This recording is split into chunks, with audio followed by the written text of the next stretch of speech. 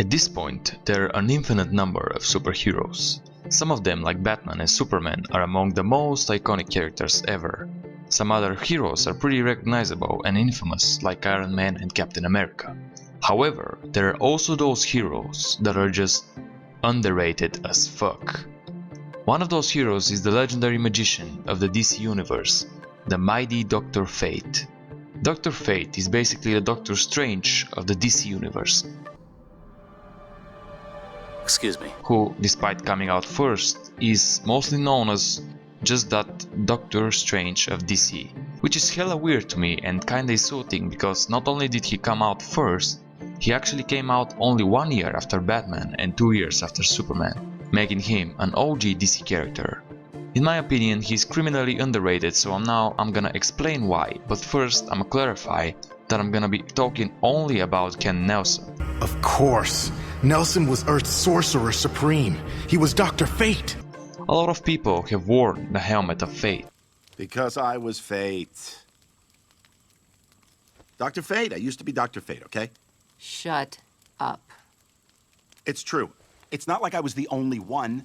There've been a lot of Fates. Including a goddamn stripper, but Kent is the main Dr. Fate, so now I'm just gonna focus on him. Now let's dive right into Dr. Fate's amazing origin.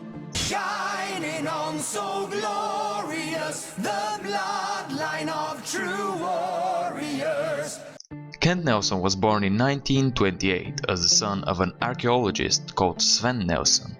When he was 12 years old, he was helping his father on a dig and came across an Egyptian temple. But instead of a mummy, he found a goddamn god. He awakened Nabu Dawais, one of the Lords of Order, born from the beginning of the universe. But unfortunately for Kent, the temple unleashed some mysterious gases on his father and he just flat out died. To repay for the death of Kent's father, Nabu took the young kid under his wing. However, he was not too keen on the parroting part, so he just used the magic to turn Kent into a full-grown adult in a week. Nabu taught Kent Nelson the ways of magic and gave him 3 mystical items. Firstly, Kent donned the golden helmet of fate.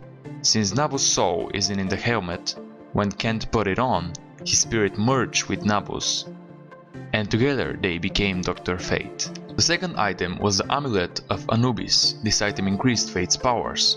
It counters opposing magic and houses an entire dimension in which the souls of people who have worn the helmet of Fate reside. Fate can also seal other souls in it, basically like a pocket prison. How about that? The final item is the Cloak of Destiny, which gave him flight, superhuman strength and durability. Dr. Fate became the immortal champion of the Lords of Order and gave an oath to protect the order in the universe. You're at your best when the going gets rough. You've been put to the test, but it's never enough. Most of Dr. Fate's abilities come from the helmet, but even without it, Kent Nelson is surprisingly formidable. He possesses super strength, super speed, flight, telepathy, invulnerability, levitation, telekinesis, vast knowledge of magic, and never ages. With the helmet he can turn invisible, travel through time and different dimensions, cast illusions, manipulate matter, read minds. Wally! No, something's wrong.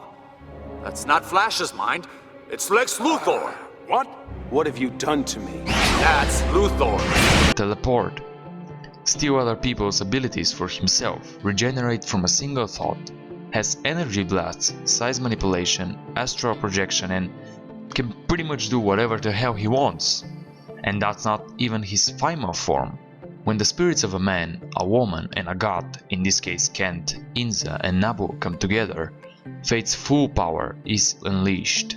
The final form is called the True Fate and can easily beat other godlike entities. As you can see, Dr. Fate's original story and abilities are so awesome and unique, especially for the time he first came out, that I'm genuinely surprised that he is so underrated and vastly unknown by most people. He has so much potential, not only as a main character of a story, which he can certainly be and has been on a few occasions, but he can also be the perfect side character. Since his mission is to protect order, he is not exactly a superhero or a villain, he is mostly neutral, so you can do pretty much whatever you want with him.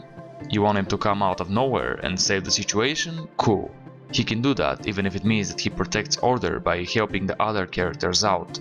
Since he can see everyone's fate except his own, he can also help by giving some information to the other characters.